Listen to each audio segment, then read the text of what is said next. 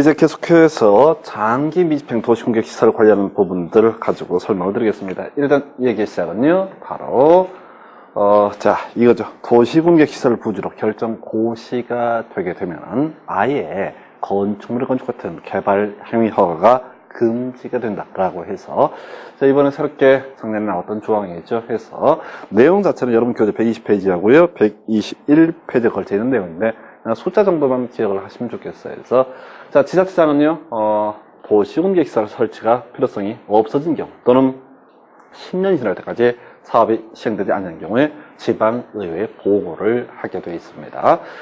그러면 보고를 받은 지방의회는요 바로 해제를 권고할 수 있다. 90일은 큰 쟁점 안 될 걸 보여져요. 그 다음에 변경이라고 해서 결과적으로 이렇게 해제 권고가 있게 되면은 지자체장은요 해제할 수 없다고 인정되는 특별한 사유가 있는 경우를 제외하고는 바로 해당 장기 미집행 도시군객 시설 등의 해제 권고를 받은 날부터 1년 내 해제를 위한 관리 계획을 결정을 해야 된다 해서 결과적으로 해제 권고 있으면요 1년 내 어떻게 한다고요? 결국은 해제를 해야 된다 이런 의미가 되겠고요. 기타 2년마다 재보고를 하도록 하고 있습니다. 그래서 큰 이슈는 되지 않고요. 이렇게 해제 권고 있으면 1년 내 바로 해제를 해야 된다 정도의 개념으로 가셔야겠습니다. 그리고 이제 한 시대를 풍미했던 문제 바로 매수 청구라고 해서 123페이지부터 나와 있습니다. 그래서 이 매수 청구 모든 얘기 시작은 여기부터 시작되죠. 도시 군객 시설 결정 고시가 있게 됩니다. 그러면 여기서 파생되는 문제 개발 행위 허가가 금지가 되게 됩니다. 아예 건물을 지을 수가 없는 아주 강력한 규제를 받게 됩니다. 그랬을 때 경우수 따집니다. 10년의 경우도록 사업이 시행되고 있지 않고 지목이 돼 있는 경우라고 이렇게 돼 있어요. 세 가지 조건을 모두 충족을 해야 됩니다. 이런 세 가지 조건을 모두 충족하면 소위 매수 청구라고 하는 것을 할 수가 있어요. 그래서 매수 청구 있으면 6월 이내 매수 결정 혹은 매수 거부 결정 경우에서 선택을 해야 됩니다. 만약에 매수하기로 결정하면 2년 내 매수를 해야 됩니다. 당연히 매수하는 방법의 현금 보상이 원칙이 되겠죠. 그런데 출제 포인트 중에 하나가 될 것이 바로 예외적으로 도시 군 계획시설 조건을 발행을 할 수가 있습니다. 뭔 소리인가니? 지자체가 돈이 없어가지고 사업이 시행이 안 되고 있는 상황이란 말이죠. 그랬을 때 각서 써주는 거야. 앞으로 돈 주겠다라는 각서 써주는 걸 이름하여 이게 이제 도시군계획시설 사업과 관련됐으니까 도시군계획시설 채권 이렇게 얘기를 하고요.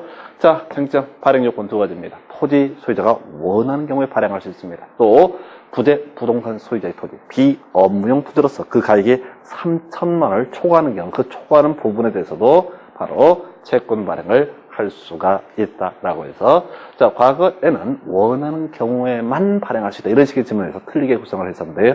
원치 않아도 일정한 조건, 즉 부대부동산 소유자의 토지 비업무용 토지라는 일정한 조건 이게 이제 뭐냐고 시험에 안 나오거든요. 그래서 3천까지는 현금을 줘야 됩니다. 근데 3천 넘는 부분은 강제로 채권 발행할 수 있고요.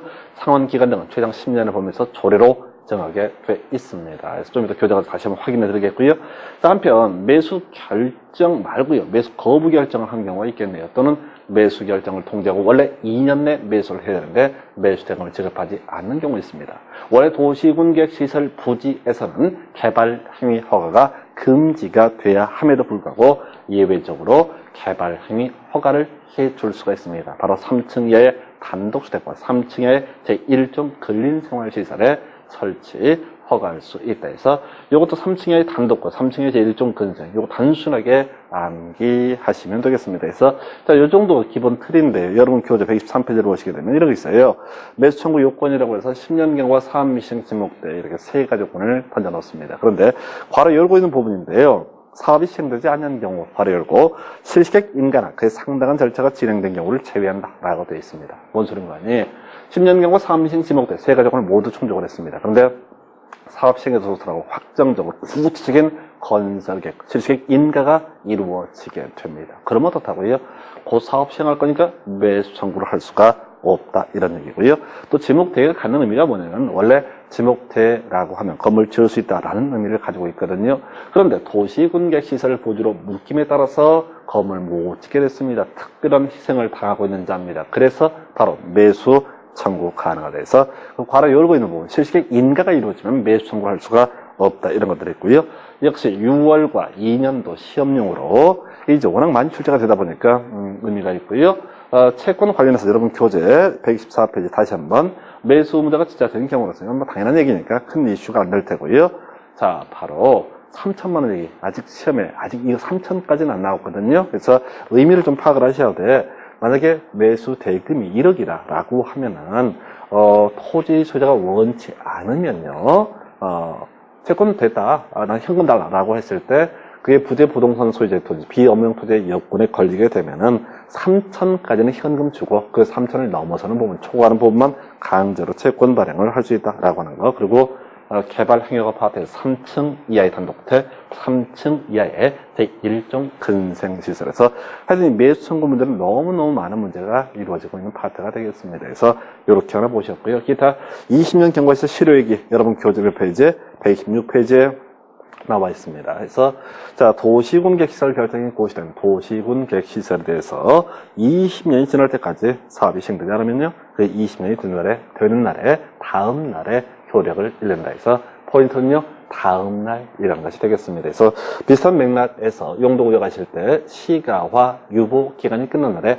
다음 날 효력을 잃는다. 이 다음 날과 같은 맥락으로 보셔야 되겠고요. 자, 이 정도 가지고요, 우리가 역시 앞에 자료들 제가 한꺼번에 자료를 편집해서 올려놓을 텐데 바로 자료 볼까요? 자, 13번으로 되어 있는 자 1, 2월 달에 다운받아서 인쇄하신 분들은 13번 지문이에요. 시장 군수는 도시군객시설 결정이 고시된 도시군객시설의 고시로부터 10년이 지날 때까지 사업이 시행되지 않은 경우 바로 지방의회에 보고해야 된다. 오른편 되겠습니다. 그래서 큰 이슈 안 되고요.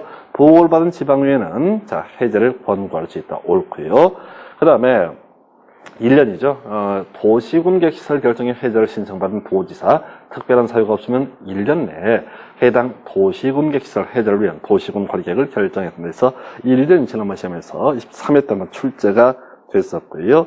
그 다음에 이제 재보고 얘기는 2년마다 이렇게 보고를 하게 되어 있습니다. 그래서 15번은 1년이고요. 16번은 2년마다 이렇게 되겠습니다. 그 다음에 17번 도시군객시설 결정의 고시로부터 10년 내에 사업이 시행되지 않는 경우로서 지목이 대인 토지 소유자 매수 청구를 할 수 있다. 기본 요건 깔아주는 거죠. 자꾸 반복하셔야 됩니다. 자, 그런데 18번 자, 도시군객시설 결정의 고시로부터 10년 내에 사업이 시행되지 않는 경우로서 실시객 인가가 이루어진 경우에도 매수 청구를 할 수 있다. 그럼 틀렸어요. 그래서 실시객 인가가 이루어지면 매수 청구를 할 수가 없다. 그럼 19번, 20번 자, 6월 이내 매수 여부 결정하고요. 2년 내 매수를 해야 됩니다. 그 다음 질문 매수 의무자가 지자체인 경우로서 토지 소유자가 원하는 경우에는 채권을 발행해서 지급할 수 있다. 우리가 채권 발행해서 지급하는 사유가 두 가지였었죠. 토지 소유자가 원하는 경우, 뭐 이런 경우 당연히 채권 발행 가능합니다. 자, 그래서 맞고요. 그 다음에 원하는 경우에 한해서 그럼 틀린 편이 되겠죠. 그 다음에 나온 지문이 매수 의무자가 지자체인 경우로서 부재 부동산 소유자의 토지 비업무용 토지로서 그 가액이요, 매수 대금이 3천만 원입니다. 3천만 원. 아직 안 나왔는데 여기서 나올 수 있는 마지막 단어가 3천만 원이라는 숫자가 출제 포인트가 되겠고요. 3천을 초과하는 경우, 초과하는 금액에 대해서 지급하는 경우에는 채권을 발행해서 지급할 수 있다 해서 3천만 원이라는 금액 기억하시고요. 그 다음에 매수 청구를 한 토지 소유자는 매수 의무자가 매수하지 아니하기로 결정한 경우 허가를 받아서 3층 이하의 단독주택 맞죠? 그 다음에 또 나와 있는 것이 24번 질문인가요? 매수 청구를 한 토지 소유자 매수 결정을 알린 날부터 2년 내 매수하지 아니하는 경우 3층 이하의 제1종 근생시설 오른편 되겠습니다. 그 다음에 25번 질문 실효액이 나와 있네요. 도시군객시설 결정이 고시된 도시군객시설에 대해서 20년이 지날 때까지 사업이 시행되지 않는 경우는요, 바로 20년이 되는 날에 효력을 잃는다. 틀렸죠? 20년이 된 날에 다음 날에 효력을 잃는다 해서 25번 질문 16회 때 관련 질문 구성이 됐습니다. 그래서 여기까지가 도시군객시설 사업에 관한 내용들 뒤쪽 파트를 확인해 드렸고요. 그 다음 주제가 바로 지구 단위 계획이라는 주제가 되겠습니다. 그래서 다시 가야 됩니다. 어떤 토지의 건폐율과 용적률과 용도를 규제하기 위해서 도시군 관리 계획이라는 개념을 만들어냈고요. 그 중에 가장